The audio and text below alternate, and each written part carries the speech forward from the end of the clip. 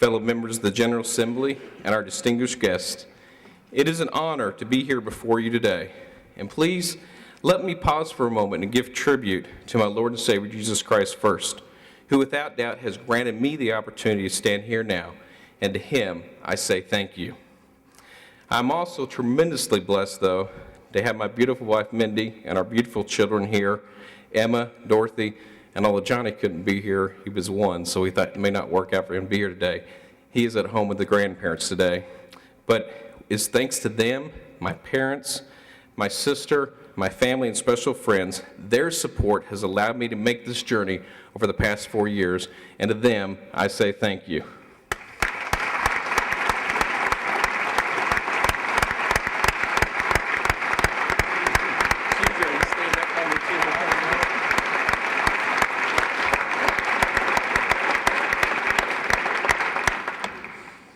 To my fellow colleagues, I look forward to serving together with you for Missouri. And as we do, may we keep in mind the words of our state constitution in Article 1, Section 1, that all political power is vested in and derived from the people, that all government of right originates from the people and is founded upon their will only, and is instituted solely for the good of the whole. Perhaps our own U.S. Constitution summed up best with 3 simple words: we the people. We would do well to remember and recognize that our strength lies in the heart and spirit of every citizen who we are privileged to serve. And it is in that spirit it is our duty to be purposeful in every legislative action we consider making. May the budget and legislation we pass promote those we serve to become more self-reliant and empower them the freedom and embrace the freedom of responsible independence. In this past election, Missouri voters made it very clear that it is no longer acceptable to expect them to tighten their belts while government continues to grow due to the lack of solid fiscal standards. The voters have told us they want a state government that is structured to be small and efficient, and now we must make that our duty.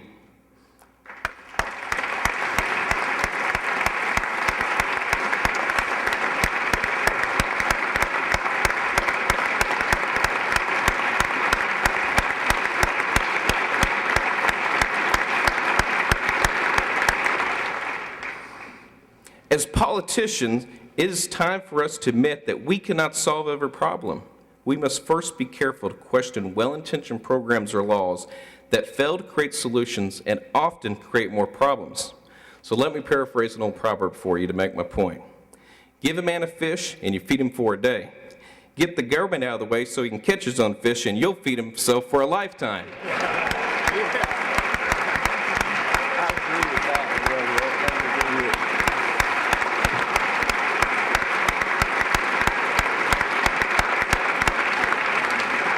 And so it is in that spirit of self-reliance, we must be active in affecting our state business climate for the better by diligently working to simplify our tax code, decreasing regulations, and giving business owners, regardless of their size, the breathing room they deserve that we know will help promote growth.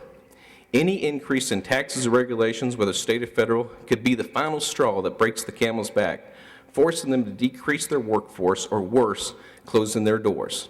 In resisting the urge to overregulate, we help ensure the very backbone of our economy, Missouri businesses, have the opportunity to thrive, which in turn helps sustain and create the vital jobs Missourians are looking for.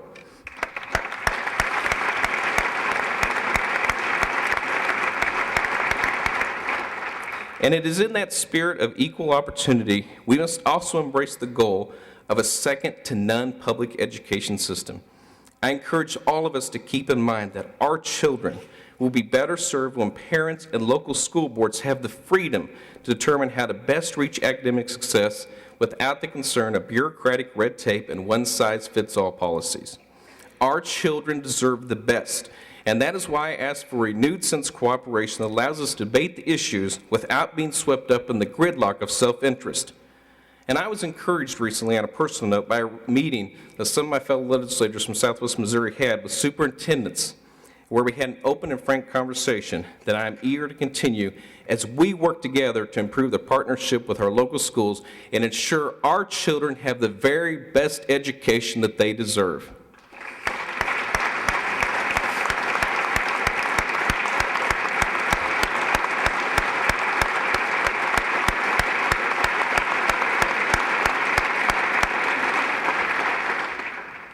I understand, though, that you didn't come to hear a fellow most of you don't know that well pontificate all day, and so I will close my remarks here shortly.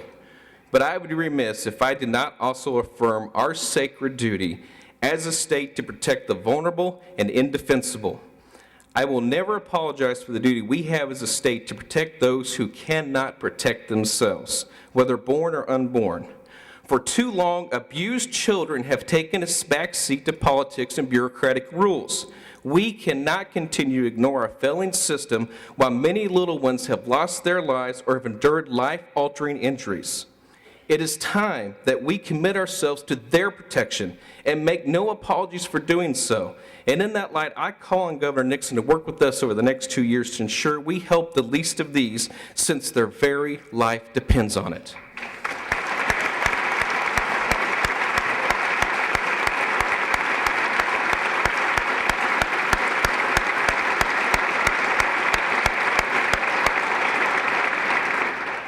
And as we work to strengthen laws that protect life in the halls of this Capitol, I challenge this body and each community and each faith-based organization to be even more vigilant in upholding the sacredness of life and the individual beauty given to us all by our Creator. In doing so, we will foster the culture of life necessary to truly protect the unborn. It is not in the letter of the law that we will ever see abortion cease, but rather in the spirit of our culture. We must choose to help mothers in unexpected pregnancies so that they are given every opportunity to bring their little one to full term. Changes in the law will be meaningless until life is held to be so sacred that willfully choosing to end a pregnancy becomes unthinkable. And as I close today on that note, we also need to thank the men and women of our armed forces who make the ultimate sacrifice every day.